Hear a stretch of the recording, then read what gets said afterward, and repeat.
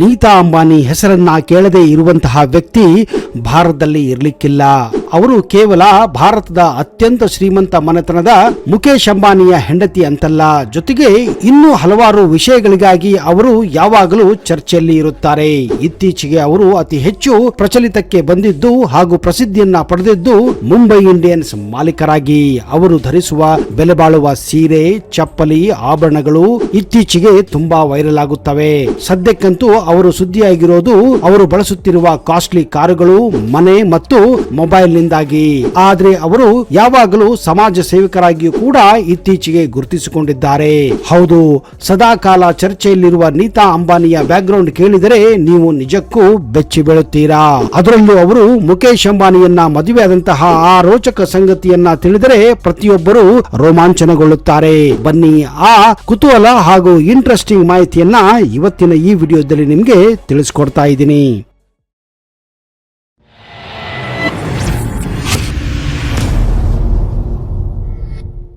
ಮುಖೇಶ್ ಅಂಬಾನಿ ಭಾರತದ ಮತ್ತು ಇಡೀ ಏಷ್ಯಾದ ಅತ್ಯಂತ ಶ್ರೀಮಂತ ವ್ಯಕ್ತಿ ಮತ್ತು ವಿಶ್ವದ ಅಗ್ರಮಾನ್ಯ ಶ್ರೀಮಂತ ವ್ಯಕ್ತಿಗಳಲ್ಲಿ ಒಬ್ಬರಾಗಿದ್ದಾರೆ. ಮುಖೇಶ್ ಅಂಬಾನಿ ಅವರಂತೆಯೇ ನೀತಾ ಅಂಬಾನಿ ಕೂಡ ಅತ್ಯಂತ ಯಶಸ್ವಿ ಉದ್ಯಮಿ ಹಾಗೂ ಪತ್ನಿಯಾಗಿದ್ದಾರೆ. ಅವರು ಧೀರುಭಾಯಿ ಅಂಬಾನಿ ಇಂಟರ್ನ್ಯಾಷನಲ್ ಸ್ಕೂಲಿನ ಮಾಲೀಕರಾಗಿದ್ದಾರೆ. IPL ತಂಡದ ಮುಂಬೈ ಇಂಡಿಯನ್ಸ್ ನ ಮಾಲೀಕರಾಗಿದ್ದಾರೆ. ನೀತಾ ದಲಾಲ್ ಅಂದ್ರೆ ಅಂಬಾನಿ ಆಗುವ ಮೊದಲು ಅವರ ಸರ್ನೇಮ್ ದಲಾಲ್ ಆಗಿತ್ತು. ನೀತಾ ದಲಾಲ್ ನವೆಂಬರ್ 1, 1963 ಮುಂಬೈ ಹತ್ತಿರ ವಿರಾರ್ ಎಂಬ ಚಿಕ್ಕ ಹಳ್ಳಿಯಲ್ಲಿ ಅವರ ಅಜ್ಜಿಯ ಮನೆಯಲ್ಲಿ ರವೀಂದ್ರಬಾಯಿ ದಲಾಲ್ ಮತ್ತು ಪೂರ್ಣಿಮಾ ದಲಾಲ್ ಅವರಿಗೆ ಜನಿಸುತ್ತಾರೆ. ಅವರ ತಂದೆ ಆದಿತ್ಯ ಬಿರ್ಲಾ ಕಂಪನಿಯಲ್ಲಿ ಒಬ್ಬ ಎಕ್ಸಿಕ್ಯೂಟಿವ್ ಆಗಿ ಕೆಲಸ ಮಾಡುತ್ತಿದ್ದರು. ಅವರ ತಾಯಿ ಕೂಡ ಒಬ್ಬ ಭರತನಾಟ್ಯ ಕಲಾವಿದೆ ಹಾಗೂ ಅವರು ಕೂಡ ಒಬ್ಬ ಸ್ಕೂಲ್ ಟೀಚರ್ ಆಗಿದ್ದರು. ನೀತಾ ತಮ್ಮ ಪ್ರಾಥಮಿಕ ಶಿಕ್ಷಣವನ್ನ ಮುಂಬೈನ ರೋಸ್ ಗಾರ್ಡನ್ ಶಾಲೆಯಲ್ಲಿ ಮುಗಿಸುತ್ತಾರೆ. ಮುಂದೆ ಅವರು Narsi Mansi college of commerce ಮತ್ತು ಎಕನಾಮಿಕ್ಸ್ ನಿಂದ ವಾಣಿಜ್ಯ ಕ್ಷೇತ್ರದಲ್ಲಿ ಪದವಿಯನ್ನು ಕೂಡ ಗಿಟ್ಟಿಸಿಕೊಳ್ಳುತ್ತಾರೆ. ಅವರ ತಾಯಿಯ ಮಾರ್ಗದರ್ಶನದಲ್ಲಿ ಅವರು ಕೂಡ ಭರತನಾಟ್ಯವನ್ನ ಕಲಿಯುತ್ತಾರೆ ಹಾಗೂ ಆಗಾಗ ಮುಂಬೈಯಲ್ಲಿ ಕೆಲವೊಂದು ಪ್ರದರ್ಶನಗಳನ್ನು ಕೂಡ ಅವರು ಕೊಡುತ್ತಿದ್ದರು. ನಿಜ ಹೇಳಬೇಕೆಂದ್ರೆ ನೀತಾ ದಲಾಲ್ಗೆ ಭರತನಾಟ್ಯವೇ ಮುಂದೆ ಅವರು ಭಾರತದ ಅತ್ಯಂತ ಶ್ರೀಮಂತ ಕುಟುಂಬದ ಸೊಸೆಯನ್ನಾಗಿ ಮಾಡುವುದರಲ್ಲಿ ದೊಡ್ಡ ಪಾತ್ರವನ್ನ ವಹಿಸುತ್ತದೆ.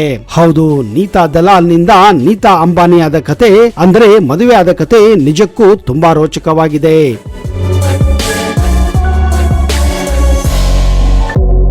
ಅದು 1984 ಆಸುಪಾಸು. ಧೀರುಭಾಯಿ ಅಂಬಾನಿ ಆ ಸಮಯದಲ್ಲಿ ಭಾರತದ ಒಬ್ಬ ಪ್ರಸಿದ್ಧ ಬಿಸಿನೆಸ್ ಮ್ಯಾನ್. ಅವರು ರಿಲಯನ್ಸ್ ಕಂಪನಿಯ ಮಾಲೀಕರಾಗಿದ್ದರು. ಒಮ್ಮೆ ಅವರು ಮುಂಬೈಯಲ್ಲಿ ಸಂಜೆಯ ಸಮಯದಲ್ಲಿ ಒಂದು ಕಾರ್ಯಕ್ರಮಕ್ಕೆ ಹೋದಾಗ ಆ ಕಾರ್ಯಕ್ರಮದಲ್ಲಿ ನೀತಾ ದಲಾಲ್ ಭರತನಾಟ್ಯ ಪ್ರದರ್ಶನವನ್ನ ಕೊಡುತ್ತಿದ್ದರು. ಆ ಹುಡುಗಿಯ ಹಾವಭಾವ ಮತ್ತು ನೃತ್ಯವನ್ನು ಕಂಡು ಧೀರುಭಾಯಿ ಅಂಬಾನಿ ತುಂಬಾನೇ ಇಂಪ್ರೆಸ್ ಆಗುತ್ತಾರೆ. ಆ ಕಾರ್ಯಕ್ರಮ ಮುಗಿದ ಮೇಲೆ ಅವರು ಹಾಗೋ ಹೀಗೋ ಮಾಡಿ ಆ ಹುಡುಗಿಯ ಫೋನ್ ನಂಬರ್ ತೆಗೆದುಕೊಳ್ಳುತ್ತಾರೆ. 80ರ ದಶಕವಾಗಿದ್ದರಿಂದ ಅದು ಕೇವಲ ಲ್ಯಾಂಡ್ ಲೈನ್ ಯುಗವಾಗಿತ್ತು. ಮರುದಿನವೇ ಧೀರುಭಾಯಿ ಅಂಬಾನಿ ಆ ನಂಬರ್ಗೆ ಕಾಲ್ ಮಾಡುತ್ತಾರೆ. ಆ ಕಡೆಯಿಂದ ಬೇರೆ ಯಾರು ಅಲ್ಲ, ನೀತಾ ದಲಾಲ್ ಫೋನ್ ಅನ್ನ ರಿಸೀವ್ ಮಾಡುತ್ತಾರೆ. ಯಾರು ಎಂದು ಕೇಳಿದಾಗ ನಾನು ಧೀರುಭಾಯಿ ಅಂಬಾನಿ ಎಂದು ಆ ಕಡೆಯಿಂದ ಒಂದು ವಾಯ್ಸ್ ಕೇಳುತ್ತದೆ. ಆಗ ನೀತಾ ದಲಾಲ್ಗೆ ಯಾರೋ ಜೋಕ್ ಮಾಡುತ್ತಿರಬಹುದೆಂದು ಅನಿಸುತ್ತದೆ. ಯಾಕಂದ್ರೆ ಭಾರತದ ಅತ್ಯಂತ ಶ್ರೀಮಂತ ವ್ಯಕ್ತಿ ರಿಲಯನ್ಸ್ ಕಂಪನಿಯ ಮಾಲೀಕ ಧೀರುಭಾಯಿ ಅಂಬಾನಿ ತನಗೆ ಯಾಕೆ ಫೋನ್ ಮಾಡುತ್ತಾರೆ ಎಂದು ಯೋಚಿಸಿ ಅವಳು ಕೂಡ ತಮಾಷೆಗಾಗಿ ನಾನು ಇಂಗ್ಲೆಂಡಿನ ರಾಣಿ ಕ್ವೀನ್ ಎಲಿಜಬೆತ್ ಎಂದು ಜೋಕ್ ಮಾಡಿ ಫೋನ್ ಅನ್ನ ಕಟ್ ಮಾಡಿಬಿಡುತ್ತಾಳೆ ಹಾಗೂ ತನ್ನ ಕೆಲಸದಲ್ಲಿ ಮಗ್ನಳಾಗುತ್ತಾಳೆ. 2 ನಿಮಿಷ ಬಿಟ್ಟು ಮತ್ತೆ ಫೋನ್ ಬರುತ್ತದೆ. ಆಗ ನೀತಾ ದಲಾಲ್ ತಂದೆ ಫೋನ್ ಅನ್ನ ತೆಗೆದುಕೊಳ್ಳುತ್ತಾರೆ. ಆ ಕಡೆಯಿಂದ ಧೀರುಭಾಯಿ ಅಂಬಾನಿ ವಾಯ್ಸ್ ಕೇಳಿ ನೀತಾ ತಂದೆ ಆ ವಾಯ್ಸ್ ಅನ್ನ ಕಂಡು ಹಿಡಿಯುತ್ತಾರೆ. ಧೀರುಭಾಯಿ ಅಂಬಾನಿ ಜೊತೆ 5 ನಿಮಿಷ ಸುದೀರ್ಘವಾಗಿ ಮಾತನಾಡುತ್ತಾರೆ. ನಂತರ ಫೋನ್ ಇಟ್ಟಂತಹ ನೀತಾ ತಂದೆ ಕಣ್ಣಲ್ಲಿ ಪನ್ನೀರು ಇತ್ತು.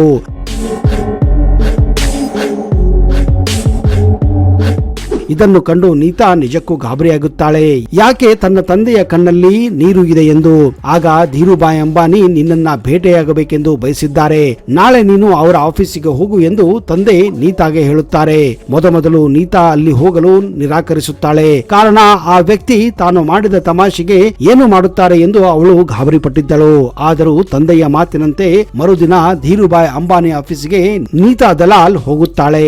ಧೀರುಭಾಯಿ ಅಂಬಾನಿ ನೀತಾನ್ನ ಆಫೀಸ್ ಆಫೀಸ್ನಲ್ಲಿ ಕೂಡಿಸಿ ಅವಳಿಗೆ ಜ್ಯೂಸ್ ಕೊಟ್ಟು ಅವಳು ಗಾಬರಿ ಪಡದಂತೆ ನೋಡಿಕೊಳ್ಳುತ್ತಾರೆ. ಆಮೇಲೆ ಸರಿಸುಮಾರು 45 ನಿಮಿಷಗಳ ಕಾಲ ಅವಳಿಗೆ ಹಲವಾರು ಪ್ರಶ್ನೆಗಳ ಸುರಿಮಳೆಯನ್ನೇ ಮಾಡುತ್ತಾರೆ.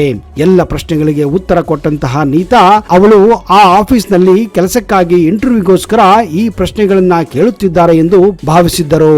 ಅದಕ್ಕೆ ಅವಳು ಈ ಎಲ್ಲಾ ಪ್ರಶ್ನೆಗಳಿಗೆ ಉತ್ತರ ಕೂಡ ಕೊಟ್ಟಿದ್ದಳು. ಆಮೇಲೆ, ಸರ್, ನನಗೆ ಆಫೀಸ್ನಲ್ಲಿ ಕೆಲಸ ಮಾಡಲು ಇಷ್ಟವಿಲ್ಲ.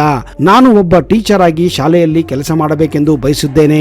ಈ ಮಾತನ್ನು ಕೇಳಿದಂತಹ ಧೀರುಭಾಯಿ ಅಂಬಾನಿ ಜೋರಾಗಿ ನಕ್ಕು ಅವಳ ಬಳಿ ಬಂದು, ನಿನ್ನನ್ನು ನಾನು ಅಂದಾಗ ಕ್ಷಣಕಾಲ ನೀತಾ ದಲಾಲ್ ನಿಜಕ್ಕೂ ಗಾಬರಿ ಪಟ್ಟಿದ್ದರಂತೆ. ಕಾರಣ, ಎಲ್ಲೋ ಈ ವ್ಯಕ್ತಿ ನನ್ನನ್ನ ಮದುವೆ ಆಗಲು ಇಷ್ಟಪಡುತ್ತಿದ್ದಾನೆ ಎಂದು ನೀತಾ ಭಾವಿಸಿದ್ದರಂತೆ. ಆದರೆ ಧೀರುಭಾಯಿ ಅಂಬಾನಿ ಅವರ ಮಾತನ್ನ ಮುಂದುವರಿಸಿ, ನೀನು ನನ್ನ ಮನೆಯ ದೊಡ್ಡ ಸೊಸೆ ಆಗುತ್ತೀಯಾ ಅಂತ ಕೇಳಿದ್ದಾರೆ. ಆಗ ನೀತು ಅಂಬಾನಿಗೆ ಏನು ಹೇಳಬೇಕು, ಏನು ಮಾಡಬೇಕು ಅನ್ನೋದು ತೋಚಲಿಲ್ಲವಂತೆ. ನಿಜಕ್ಕೂ ಅವರು ಸಂತೋಷ ಪಡಬೇಕು, ಗಾಬರಿ ಪಡಬೇಕು ಅಂತಹ ಮನಸ್ಥಿತಿಯಲ್ಲಿದ್ದೆ ಅಂತ ಇತ್ತೀಚಿನ ಒಂದು ಸಂದರ್ಶನದಲ್ಲಿ ಮನಬಿಚ್ಚಿ ಮಾತನಾಡಿದ್ದಾರೆ.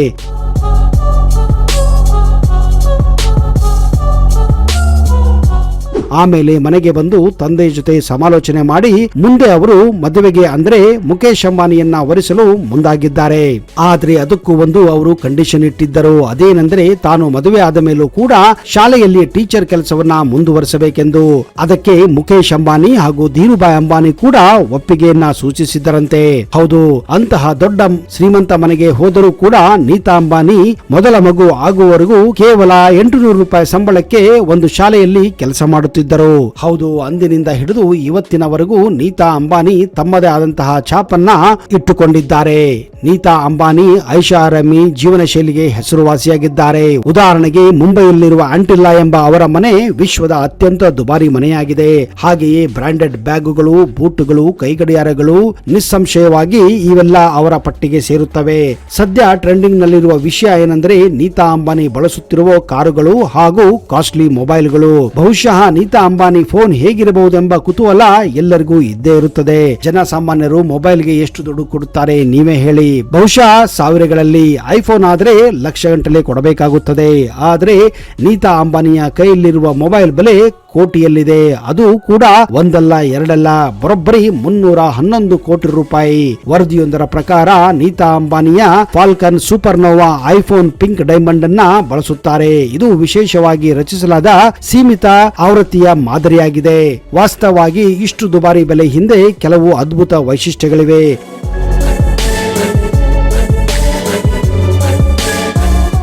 ಮೊದಲನೇದಾಗಿ, ಈ ಐಫೋನ್ ಸಂಪೂರ್ಣವಾಗಿ 24 ಕ್ಯಾರೆಟ್ ಚಿನ್ನದಿಂದ ಮಾಡಲ್ಪಟ್ಟಿದೆ.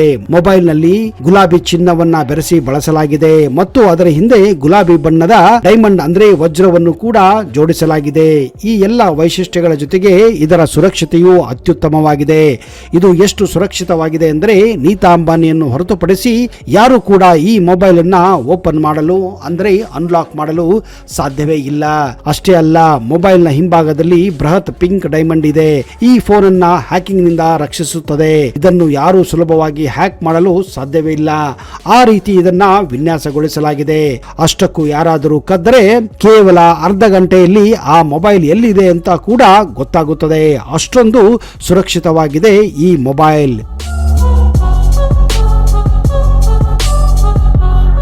ಹೌದು ಸ್ನೇಹಿತರೆ, ಒಬ್ಬ ಮನುಷ್ಯನ ಕಿಸ್ಮತ್ ನಲ್ಲಿ ಏನು ಆಗಬೇಕು, ಏನು ಪಡೆಯಬೇಕು ಅನ್ನೋದು ದೇವರು ಮೊದಲೇ ಬರೆದಿಟ್ಟಿರುತ್ತಾನೆ ಅನ್ನುವುದಕ್ಕೆ ನೀತಾ ಅಂಬಾನಿಯ ಜೀವನವೇ ಸಾಕ್ಷಿಯಾಗಿದೆ. ನಿಮಗೂ ಕೂಡ ಅಂತಹ ಒಂದು ಕಾಲ ಬರಲಿ, ಅಂತಹ ಅದೃಷ್ಟ ಬರಲಿ ಎಂದು ನಾವು ಕೂಡ ಬಯಸುತ್ತೇವೆ. ಹೌದು, ನಮ್ಮ ಜೀವನ ತೆರೆದ ಪುಟವಾಗಿರಬೇಕು. ನಮ್ಮ ಕೆಲಸಗಳನ್ನ ನಾವು ಮಾಡುತ್ತಿರಬೇಕು. ನಮ್ಮ ಕರ್ಮವನ್ನ ನಾವು ಮಾಡುತ್ತಿರಬೇಕು. ನಮಗೂ ಒಂದು ಕಾಲ ಬರುತ್ತದೆ, ದೇವರು ಕೂಡ ನಮ್ಮ ಅದೃಷ್ಟದ ಬಾಗಿಲನ್ನು ತೆರೆದಿರುತ್ತಾನೆ ಅನ್ನುವ ನಂಬಿಕೆಯಿಂದ ಜೀವನವನ್ನ ಮಾಡಬೇಕು. ಬಂದಿದ್ದೆಲ್ಲ ಬರಲಿ, ಭಗವಂತನ ದಯೆ ಒಂದಿರಲಿ ಅನ್ನುತ್ತಾ ಈ ವಿಡಿಯೋನ ಇಲ್ಲಿಗೆ ಮುಗಿಸ್ತಾ ಇದ್ದೀನಿ. ಅಲ್ಲಿಯವರೆಗೆ ಜೈ ಹಿಂದ್, ಜೈ ಕರ್ನಾಟಕ. ನಿಮಗೆಲ್ಲ ಶುಭವಾಗಲಿ.